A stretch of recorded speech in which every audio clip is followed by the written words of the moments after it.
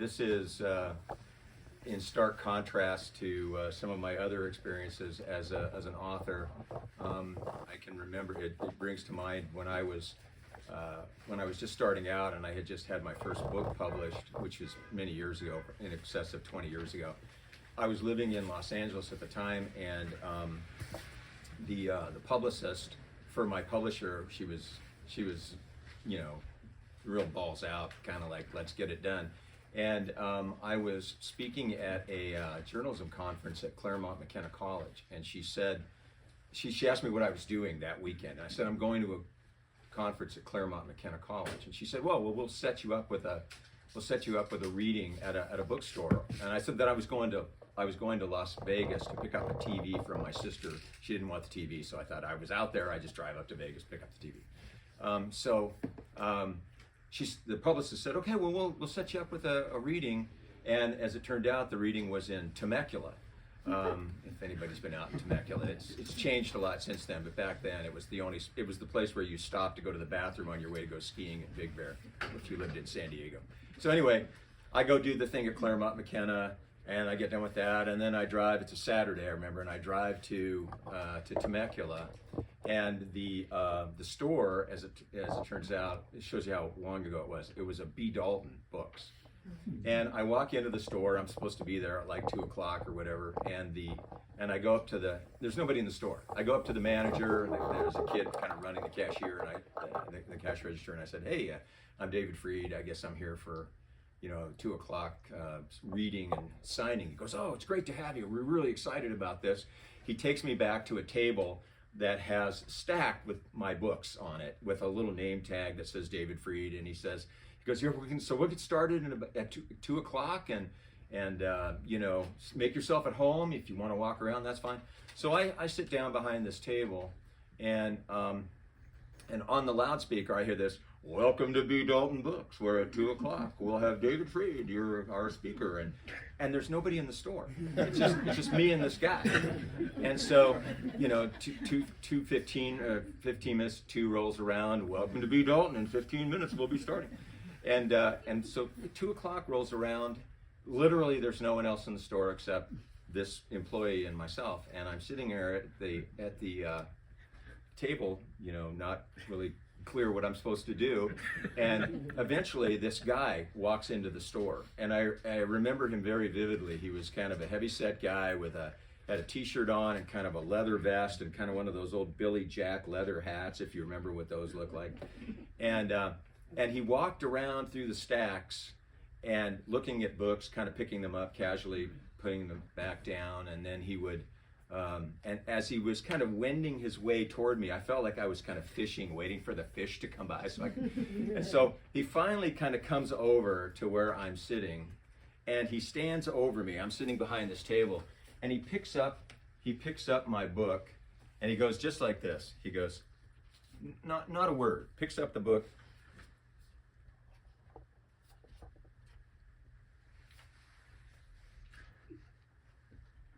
And then he looks at me and he said, did you write this? And I said, yeah, I did.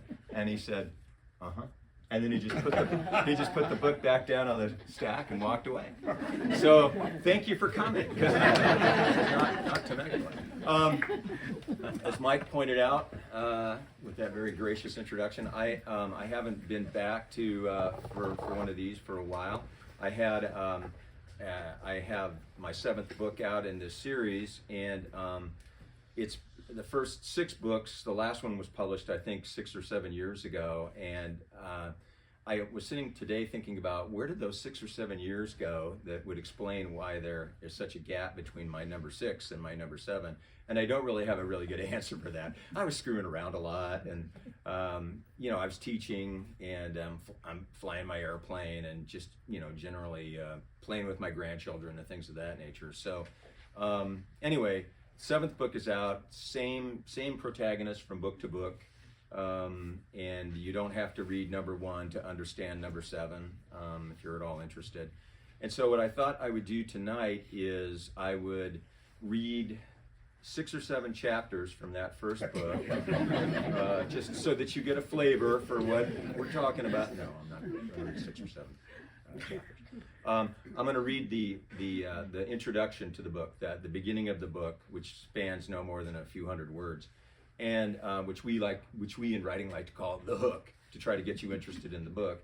And then I'm going to turn things over to my very good, long, dear friend, Steve Chalkins. Steve and I were reporters together at the Los Angeles Times, and preceding that, we were even reporters together at the Rocky Mountain News in Denver, where we first met in the 70s. So, and then he has some questions he's going to ask me, and I don't know what they are. I suspect some of them will be embarrassing, and then we're going to have a conversation after this. But anyway, so let me read the beginning of this book. It won't take very long, I promise. It's called Deep Fury. Long after the naked man plummeted from the night sky, like Naked Man, it just seems, anyway.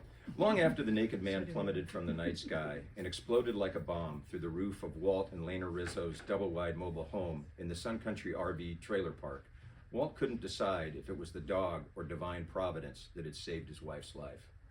It was after supper. The elderly couple were watching Dancing with the Stars, with the sound turned way up, when their miniature schnauzer, Rambo, who also answered to Ramby and Ram Ram, began pawing at the door to be let outside so he could go do his business. Walt's knees were acting up again, all those years laying tile for rich snobs up in Nob Hill and Pacific Heights. But he willed himself out of his recliner anyway to let the dog out, because he didn't want Lena missing a minute of her favorite show. 61 years together, and she was still the most beautiful woman Walt had ever seen. "Sit," he said loudly. "What?" "I said sit, I'll take him out." They were both about as hard of hearing as one might expect of two people in their late 80s. Lena pointed animatedly to herself, then to the dog, then to Walt, then to Walt's chair. "You sure, doll? I don't mind." "It's a rerun, honey. We've seen it before. Relax." Walt eased himself back down into his chair, and Lena slid her feet into her fuzzy slippers and took her time getting off the couch gingerly on her one good hip. She'd taken no more than 3 steps toward the door when the trailer seemed to go sideways with a violent, deafening crash. Windows shattered. Photos of the grandkids flew off the walls. The Rizzos toppled like bowling pins. They thought at first it was the big one, the long-dreaded giant earthquake that would finally send California floating off toward Japan. Only after they'd scraped themselves off the floor, with their hearts pounding, did they notice the gaping hole in the roof of the living room and the mangled body of the man who'd fallen through it. "A darn miracle," Walt told the firefighters as he stood outside with Lena afterward, clutching their dog in one arm and her in the other. "If it hadn't been for the dog telling her that he needed to go outside to pee so bad, that guy in there, he would have been landed right on top of her, and that would have been it. Lights out. Sayonara. A miracle, I'm telling you." "It's like he knew," Lena said, holding Rambo in her arms and kissing him on his head. The 3 firefighters were all buff and square-jawed, as if they'd all stepped from the pages of one of those station house calendars, posing shirtless in their suspenders. "Probably a skydiver," one of them speculated. "With no parachute? Doubtful," another said. The 3rd firefighter suppressed a wry smile. "Hey, if at first you don't succeed jumping out of airplanes, if at first you don't succeed, jumping out of airplanes may not be for you." The others tried to smile too. With no flames to put out, there wasn't much for them to do but stand around looking studly in their helmets and yellow turnout gear, waiting for the Santa Isabella County Medical Examiner's office to take the body away. When the coroner's van finally arrived 2 hours later, Walt and Lena were still shaking. No one could determine at first who the dead man was, or where he'd come from other than out of the night sky. Naked means no clothes. No clothes means no pockets. No pockets means no driver's license or other ID. What wasn't hard to figure out was that a human being falling at terminal velocity is not compatible with the half-inch plywood roof of a mobile home. His skull had burst open like a watermelon. Blood was splattered everywhere. The pathologist assigned to conduct an autopsy was an Englishman by birth who looked like he made a habit of sleeping in his clothes. Everybody called him Dr. Yorkie, not because he happened to have been born in Yorkshire, which he had, but because he was a small man with a carefully groomed beard who bore an uncanny resemblance to a terrier. His preliminary examination of the body established no obvious signs of foul play, though it was hard to tell given the extent of injuries. Digital fingerprints and what could be gained through partial dental impressions of the decedent's fractured jawbones were run through national crime databases. The initial results would come back NOR, nothing on record. Toxicological samples were subsequently shipped on ice to a forensic lab in San Jose. It would take more than a week for the results to come back. Then there were the tattoos linked on the man's left shoulder, 2 lightning bolts. On his right forearm was the number 84. Dr. Yorkey discovered online that it was the coded parlance of right-wing political extremism. 84 stood for H&D, the initials of Colonel Heinrich Dietz, among Adolf Hitler's most brutal SS commanders. Twin lightning bolts were, of course, the common insignia for Der Fuhrer's stormtroopers. Yorkey speculated that the man who'd fallen from the sky may have had some sort of neo-Nazi connection. I knew otherwise. The man's tattoos meant none of that. He was a patriot, as fearless a pilot as I'd ever known, who died trying to stop the world from blowing itself to pieces before it was too late.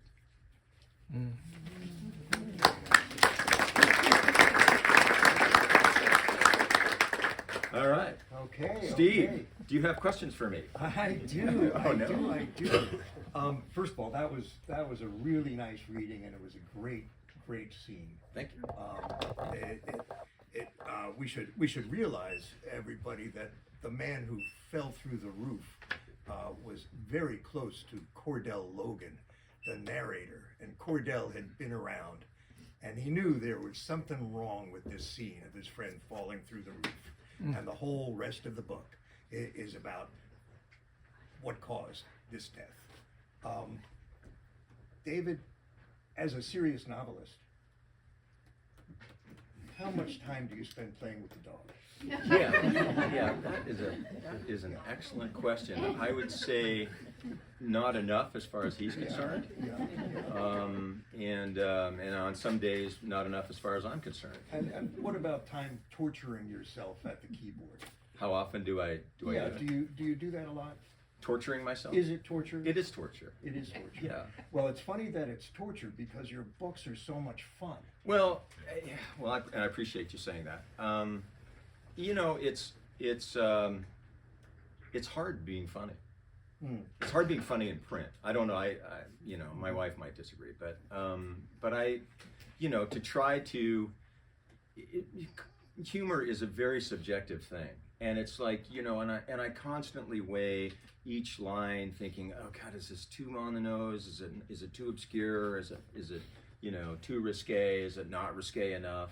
And as a result, I think my productivity kind of dwindles at times because I tend to become obsessed, in essence, with the line. So you torture yourself over the jokes. Yeah, I do. Well, I torture myself over everything. Okay. You know, I do. In fact, you know, I'm of a mind that nothing that has ever been written could not be improved with yet another pass. And so as a result of that, whenever I do pick up one of my books, even like, you know, weeks or months or years later, virtually anything I've ever written, I just cringe because I think to myself, I could have done a little better job if only I'd had another opportunity to tune that thing up. And it's the same reason that's like my books are all on Audible, and the guy that narrates my books actually he's more popular than I think my books. I mean, people buy my books on Audible because they like him. But I've been asked, like, well, why don't you narrate your own books? And I know that if I tried, I know that it would be like I would want to rewrite it as I read it. And in fact, when my first book came out on Audible, we were driving from here to Colorado, and I thought, what better way to spend our time than to plug in all of the CDs from my book, and we'll drive cross country listening to my incredible writing. And so I was all fired up about this, and we loaded up all the CDs in the car and we hit the road, and I don't think we got to Ventura before I said to my wife, stop, I can't, I can't listen to this. For one thing, it was because I had a visceral reaction to who wrote this? Oh yeah, I wrote this. But also too, it was like the narrator, who's a very famous, successful audiobook narrator, who I dearly love. He's a great guy, but the voice, his voice is not the voice that I hear in my head when I write these things. But I've never told him that. But yeah, so. Yeah. So what about Cordell Logan? Did the name just occur to you one day? It's going to be Cordell Logan? Yeah, kind of. I mean, it was, and it makes zero sense. I mean, the Cordell comes from a guy who was a quarterback at the University of Colorado who went on to play for the Pittsburgh Steelers named Cordell Stewart. And I just thought it was kind of a cool first name. I'm not a Pittsburgh Steelers fan. I had no allegiances to that, but I just thought Cordell. Yeah, the only other Cordell I ever knew of was Cordell Hull, who was in Roosevelt's administration. And then the Logan derived from a guy that both Steve and I knew by the name of Bill Logan, who worked at the Rocky Mountain News in Denver where we worked. And Bill was this larger-than-life guy. He'd been a hero at Normandy on D-Day, and his job at the newspaper, if you can believe this, was he had this station wagon loaded with like fishing gear and guns, and he drove all over the western United States shooting animals and catching fish, and then he would write about it for the newspaper. And he always with this kind of cigarette clamped in his teeth.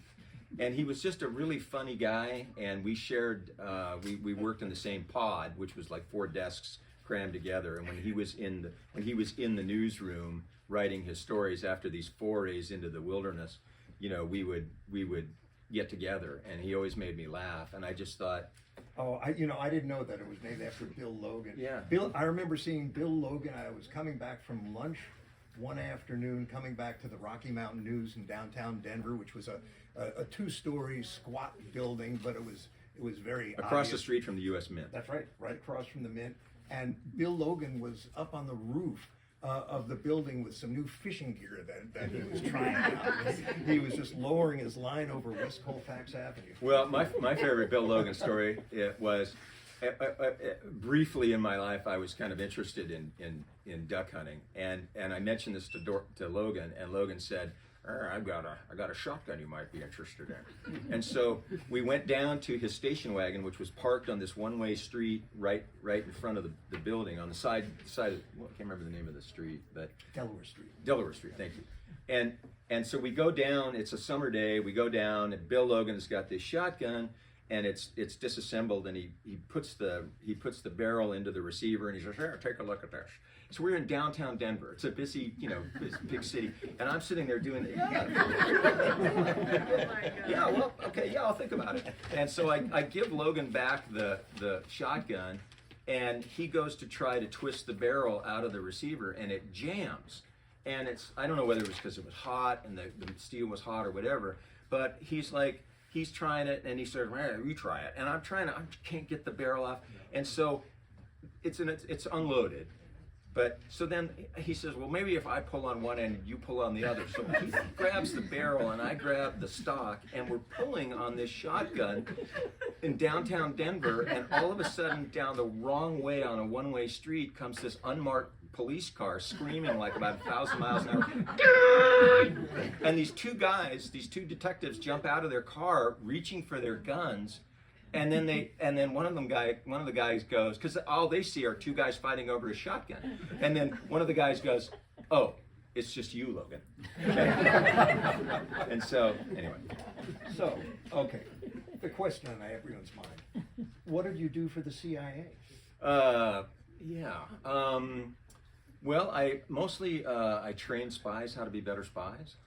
By instilling making a scene on downtown. That's right. No, by instilling in them some tricks that reporters use and things of that nature. And I was telling Mike, it was very interesting because as a journalist, there's not in a million years would you have been allowed behind the curtain of the likes of the CIA or the Defense Intelligence Agency, and I kind of fell into this line of work. It's kind of a long story, but when I lived in I'll make it short. When I lived in San Diego, one of my neighbors who became a very dear friend, who's still a really dear friend, was a Navy SEAL, and he was friends with another Navy SEAL who was actually a SEAL Team 6 guy, the guys that killed Bin Laden. And after this other guy who I became friends with left the CIA, or left the SEALs, he wound up going to work in the intelligence community.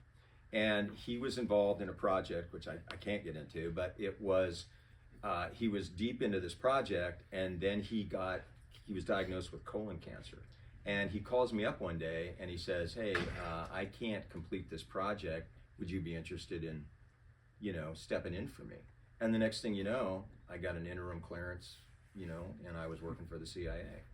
And so it was very interesting, because it was like there were many instances where I thought to myself, "Are you sure you want to show me this stuff? Because, what if I went to the New York Times?" But I didn't. Well, how much of this stuff do you just make up? Was that whole thing just? No, that's all true. I don't know. I think that's the reporter's tricks he's talking about. Basically, are fictionalizing. No, that's all true. But in the book, Cordell Logan was a veteran of the CIA and SEAL Team 6. He was a veteran of a kind of a nebulous, murky organization called Alpha, which basically sort of flew below the radar and did a lot of things that don't make the evening news. Not the CIA. No, he wasn't in the CIA. No. Okay. But he was a guy with lots of intelligence experience. He was. Okay. The reason why he wasn't in the CIA was simply because I didn't want to have to vet any of my books through the CIA. I mean, the stuff that the stuff that I include in these things are in no way violating national security by any stretch. But you're always a little, you sign all these forms that say if you disclose any of this stuff, you're going to Leavenworth. And so, when you're writing fiction, which is fiction, you got to be very mindful that it doesn't cross the line where the next thing you know, you're getting a call from Langley saying we need to talk to you about this. So Cordell is a very hard-nosed character, and you've got some secondary characters who kind of soften that effect, like Mrs. Schmulewitz. Yes. Can you talk about Mrs. Sure. Schmulewitz? So Mrs. Schmulewitz, as I pronounce it. Mrs. Schmulewitz, where's Linda Laponis? Wasn't Mrs. Schmulewitz she was a teacher at Roosevelt Elementary School? Right. The name. I just love Mrs. Schmulewitz's name. I hope you spelled it right. SCHMUL OWITZ. Schmulewitz.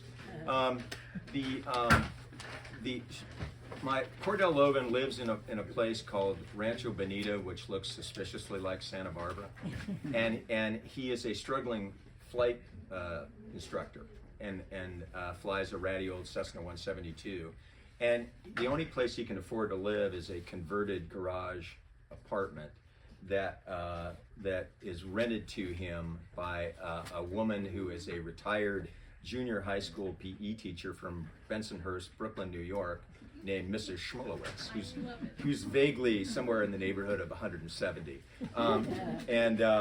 She is modeled after several of my late aunts, who were all just these sort of larger than life women who, the first thing they would say to me was like, "You need to eat more, eat some more, eat," and so they'd stuff me with food. But yeah, and then he has and Cordell he lives with a cat called Kittyit. So named because Kittyit is the world's dumbest cat, and it is the only character in any of my books that is actually named based on a real character. We did have a cat whose name was Shadow, but everybody called her Kittyit because she was just so stupid. We had a cat door when we moved into our house, one of those Rubbermaid cat doors, and she couldn't figure out that she could get out of the house through the cat door. I would show her to her, and she would be like, I don't know what this is. And then she would stand by the back door, the screen door, and yowl to be let out 17 times a day. And so it got to the point where I would shove her out through the cat door just to show her, here, you can get out this way. And she would stand out there and look around like it was like an episode of The Twilight Zone or something. I'm not sure what dimension I'm in. And it took her probably another 6 months to figure out that she could actually get back through the cat door and get back in and out of the house. But so your cat became Kittyit in the book. Yeah. And Mrs. Schmulewitz is based on a real character. No, based on an amalgam of people. Yeah. Okay. I did a little research on some of the things that you put in Mrs. Schmulewitz's mouth. She said that she had an affair with JFK, a weekend fling with JFK. Yes, that's true. That's correct. Did one of your aunts by any No. chance? Not to my knowledge. And if they had, they would have told me for sure. No. See, there's the fiction part. That's the fiction Okay. part. Well, That's she fiction. also said she beat Wilma Rudolph. Rudolph. Yeah. Rudolph, who was Yeah. the fastest woman in the world. Yeah. And she beat her in 1961, Yeah. the 50-yard sprint at Madison Square Garden. Is there a reason you have to think that that happened? No. Well, that's good then, because I happen to have a photo of Wilma Rudolph crossing the finish line in that race, and Mrs. Shmulewitz It's not is in there. nowhere. You know, I don't think you can hold a woman of that age accountable for anything, frankly. Yeah, or our age. Or our age, Yeah, yeah, yeah, that's true. yeah. Yeah, no, she was, you know, she's given to tall tales. Let me put it that way. Yeah, but a lot of the details are just so drawn from military experience. Yet you didn't serve. No, but I did cover the military Uh-huh. for early in my career. I covered the Army and the Air Force, and then later when I went to work at the Times in San Diego, I covered the Navy and the Marine Corps. And it was on that basis that they sent me to go cover Desert Storm, because I actually could distinguish between like a lieutenant and a captain. But yeah, so yeah, and then I have a son who's also in the military. So okay. I did note a sense of skepticism in some of your characters about some of the claims that Cordell was making. Like what? Well, he told the local cops he'd been on a, quote, counterterrorism unit reporting directly to the White House with Tier 1 Ultra status. One of the cops said, Tier 1 Ultra sounds like a bunch of made-up Hollywood bullshit to me. Was it? No. You think there really is? Tier 1 Ultra? Tier 1 Ultra. Oh no, that's, hey man, that's I looked up Tier 1 Ultra and I found that it was a gas savings card for truckers. and there's also a Miami music festival called Ultra, and there was a Tier 1 ticket that you could buy. I can't pull anything over on you, can I? Tier 1 elite status. Okay. Tier 1 is you know, yeah, it's legit. Okay. Back to Mrs. Shmulewitz. Yeah. She is the stereotype of the Jewish mother. Yes. She's making this CIA guy chicken soup. Yeah. She makes brisket. She She's makes brisket. She's always telling him you need a nice girl. Right. And he, for some reason, has a hard time. Yeah. With romantic relationships. He does. Yeah. Yeah. Did you think that you were? Did you fear verging over into the stereotype thing so much with Mrs. Shmulewitz? Oh, that's a really good question. Not really.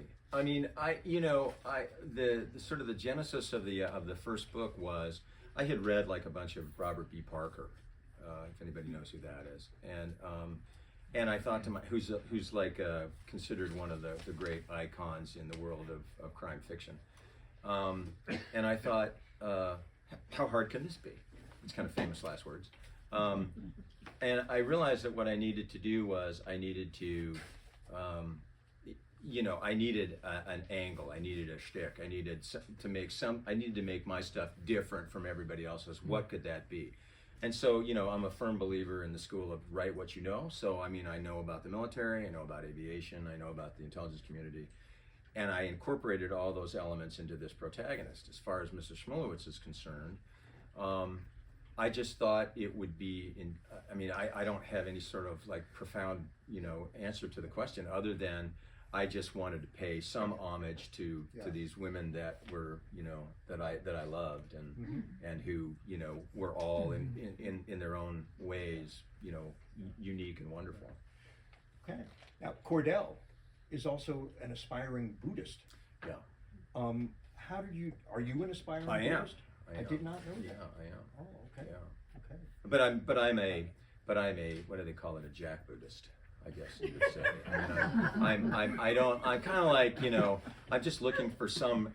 Cordell has embraced Buddhism as a means to sort of counter his violent past and his violent impulses. He periodically is. I am not violent.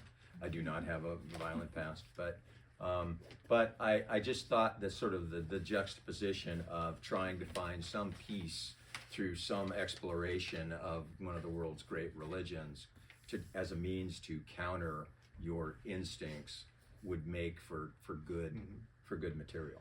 Yeah, you know, I've known you 45 years and never heard a spiritual word. I think you once said something about like the green chili cheese enchilada at the Satire Lounge. Was heavenly? Oh, it was spiritual. Yeah, you got me. I mean, what can I tell you? It's true. Yeah. Well. I try to that's keep right. those close to the vest. Okay. Well. There's a lot in this book that's close to the vest and hilarious at the same time. Thank you. I'm wondering if anybody has any questions. This is like my classes. Anybody have any questions? Well, David, what's your favorite tune? My favorite tune depends on the day. Depends on my mood. Okay. What about Cordell's? What kind of music would Cordell listen to? You know, that's real. I don't think that Cordell. I introduced any. Early on, I thought, okay, well maybe I'll make him sort of like interested in country western music, and then I don't. It just didn't go anywhere. Then I thought maybe I'll make him into jazz, and then I thought, no, Michael Conley, he's got that market cornered. Yeah. And so that's really one element of who he is that I haven't really explored. I think I've read 4 of the 7 books, and I haven't seen much about. I know his childhood was spent in foster homes, and his foster moms got involved with men who abused him and so forth. There's not a lot of other background about him. Yeah, that's true. Is that by design or? Yeah, because I want him to be sort of a mystery. I don't want everything to be kind of laid out. I mean, ideally, over the span of the life of a mystery series, you want to sort of parse out that sort of information. But the reality is, one thing that I'm not good at, and I'm the first to admit, is continuity. There are some authors who are, and Michael is a good example of this, who are really exceptional at, like, you pick up book 1 and the character evolves and the secondary character evolves into book 2 and book 3, and then there's spin-offs with other characters. Yeah. And I just don't do that, and I wish that I could.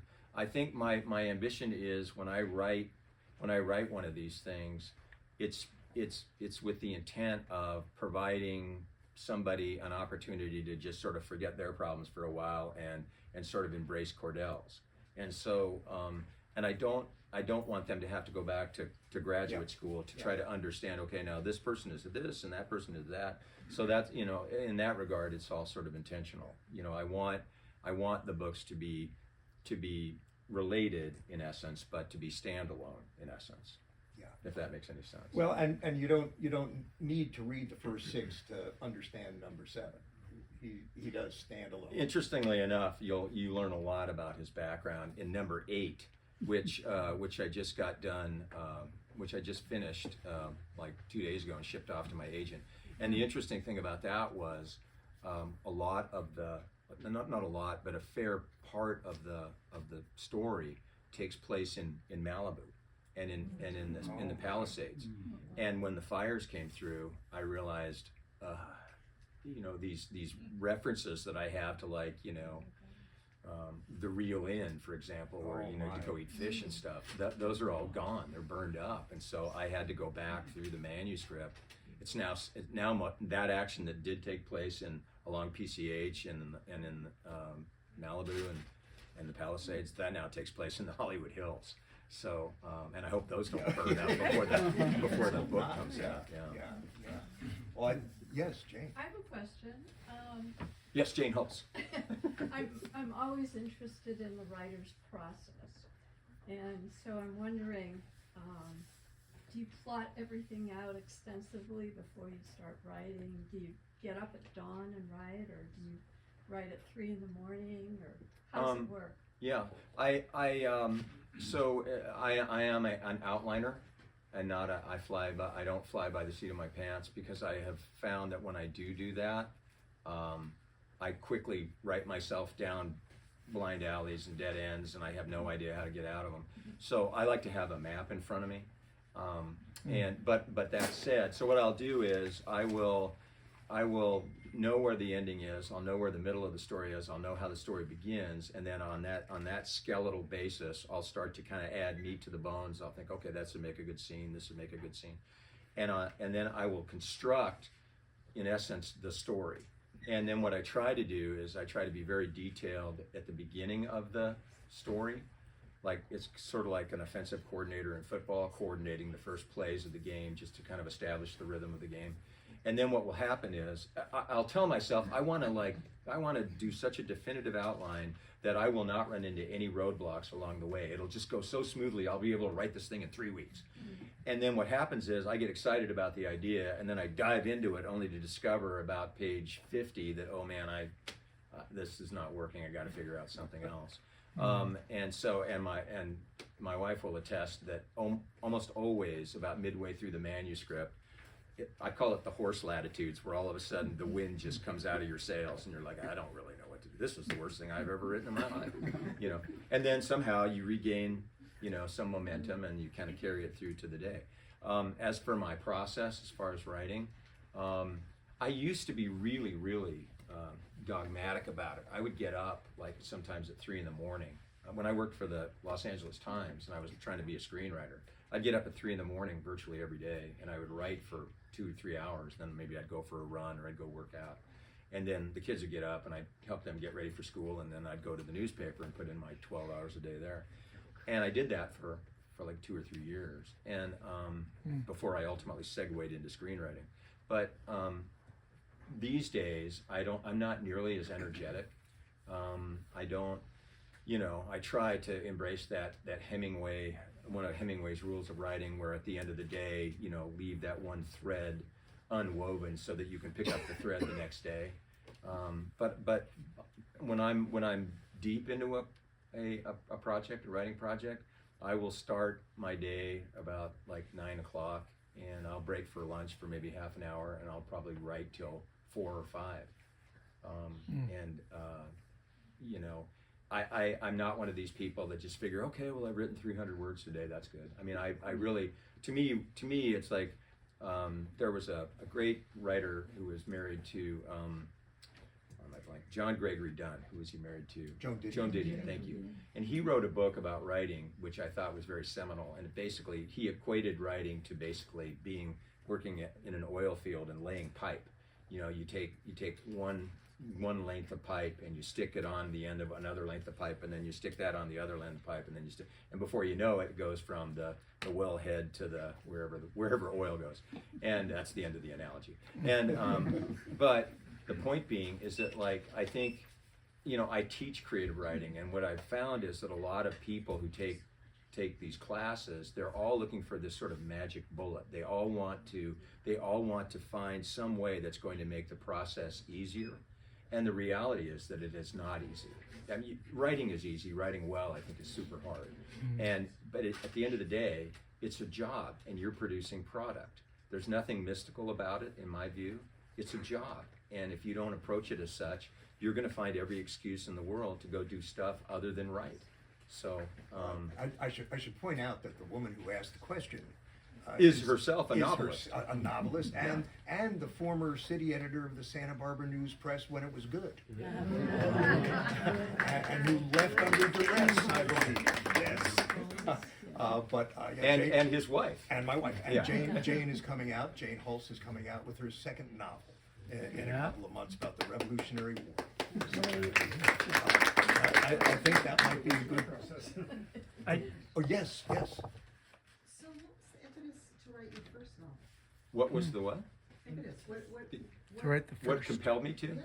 Just, you know, I mean, I was like sort of at a confluence of like, okay, I'm really sick of screenwriting, and I'm still working for the intelligence community, but I'm not doing that full time. How am I going to spend my day? And I had sort of read this whole series of Robert B. Parker novels, which are his character was called Spencer, who was a ex-Boston cop and turned PI in Boston, kind of hard bitten and stuff. And I just thought to myself, there wasn't some epiphanous moment where I thought, oh yeah, this is what I just thought, oh, you know, I'll try my hand at this. And then and so then I came up, okay, my protagonist, what can I write that I'm comfortable writing, that I don't have to spend a huge amount of time researching? And so I put together this notion of a guy who used to work for a top secret clandestine operation, who no longer is working for that organization, and who's now a flight instructor, and who one day is approached by his ex-wife, who he still pines for, and who asks him to investigate the murder of the man she left him for. That was the premise of the first book. And so I started on this, and then what would happen is I would get somewhat deep into it, and then I would get an assignment to write a screenplay, or I'd get a magazine writing assignment or something, and then I would go off and do that stuff. And by the time I came back to the book, it would be like, who wrote this? I don't recognize any of these characters. And then I'd have to start over, and so it seemed interminable. It took, I don't know, how long did it take to write that first book? A few years, yeah.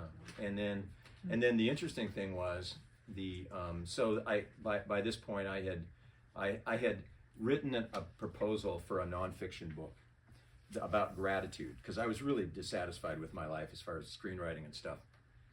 And I was walking my dogs one day, and I looked down on the sidewalk as they were pulling me along, like Ben-Hur and Roman chariot, kind of like. And I looked down at my feet, and I said, "Geez, I can walk.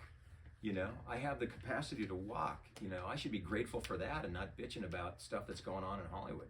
And on that basis, I wrote a proposal about gratitude. This is going somewhere. Stay with me. I wrote a proposal for a nonfiction book called About Gratitude, in which my ambition was to interview all these everyday people who had experienced all these incredible hardships. How did they come to discover and embrace gratitude in their life? I interviewed a guy that was a concentration camp survivor. I interviewed a guy that was suffering late stage Lou Gehrig's disease. I interviewed a guy that was adrift at sea for 40 days. All these people who had learned what was really important in life, and I put together what I thought was a terrific book proposal, and got the agent on that basis. They sent it out to the publishers, and all the publishers went. Oh, the other thing too I forgot to mention was my concept was I'd have all these chapters about all these everyday people who discovered gratitude, and I would punctuate it by little vignettes from the likes of like Oprah and this and that, celebrities. How did they come to embrace gratitude in their lives? And when the thing went out to the publishers all said, "We don't really care about these ordinary people, but if you could get Oprah to talk about gratitude, we'll buy the book." And I was like, that's not the book I wanted to write. So the book didn't sell, the idea didn't sell. And then my agent said, "Well, what else you got for me to sell?" And I said, "Well, I got this novel that I wrote, and I don't know if it's any good, and it's just sitting on a shelf." And she said, "Well, let me take a look at it." So I sent it to her, and a few weeks later she got back in touch with me, and she said, "I really like this. I think I can sell this." So she sent it out to publishers, and it's really hard to sell first fiction. It's almost impossible, I discovered. In my naivete, I didn't know this. Everybody turned it down, with the possible exception of this one young editor at Thomas Dunn Books, which is an imprint of St. Martin's. And she said, I love your writing. I love your characters. I'm not crazy about your plot. Would you be willing to rewrite your plot?" And I said, it's like this big publisher, there were the intimation that I would get a big book deal. And I said, sure. So I rewrote, based on her notes, I rewrote the manuscript. Turned it back into them. It took a few months to do that. Turned it back in. She immediately got back to my agent. "I love this. This is exactly what we want." And made it sound like it was just a pro forma that I was going to wind up getting a contract. And then I waited like a month, and I waited like 2 months, and I waited like 3 months, 4 months, 5 months, and then one day before Christmas, I opened up my email in the morning, and there was one from my agent, and it was just CCing me from this editor, and she just said, "Mike, I can't get my boss behind this book. We're passing." So I was like really like just devastated. And my agent said, "Don't worry about it." She's like a pit bull. "Don't worry about it. We're going to sell this book." And so she sent it out on a second round of submissions to a bunch of other publishers. And I think largely on the strength of the rewrite that I did, based on that one editor's notes, it immediately got interest from like 3 publishers. And 2 of the publishers said, "We love this," the editors, "we love this, but we're going to have to take it to our committee, and we don't know at the end of the day whether there's any certainty that they're going to like the book, but I think it's a good chance." And meanwhile, there was a 3rd publisher who she sent she sent an email attachment, the manuscript to, and the publisher calls her up. He's kind of an old school guy, lives out in the Hamptons in Sag Harbor, and he says, I like this, but I don't read manuscripts online. Can you FedEx me the manuscript? So she said, yeah, I can do that. So she sends him FedExes him overnight the manuscript. Well, as fate would have it, it snowed. It was a huge blizzard on Long Island, and my publisher got snowed in, and he had nothing to do. So he got on his computer, and he said it was the first time he ever read a book from start to finish on his computer. And by Monday, he was begging to publish my book, which I thought, okay, so bird in the hand, as opposed to two in the books. I went with him. He had other writers that he published. He got them to lobby me, call me up. Oh, you've got to do this. You've got to sign with them. So I did. But then again, I'll make the story short. So I published 6 books with them, and then he died. And the publishing house, which was not very big, started to kind of circle the drain, and I decided it was time to find another home for the series. And it took a while to negotiate the rights. I had to buy the rights back to my books, and then ultimately the rights I rehomed the series with another publisher, Blackstone, and they re-released the 6 books, and then published the new book, the 7th book, which came out last month. This is a totally made-up story. Yes. Actually, we should wrap this up right now. David Freed, thank you so much. Thank you. Deep Fury and the rest of the series. Steve Duffy, thank you. Thank you for coming.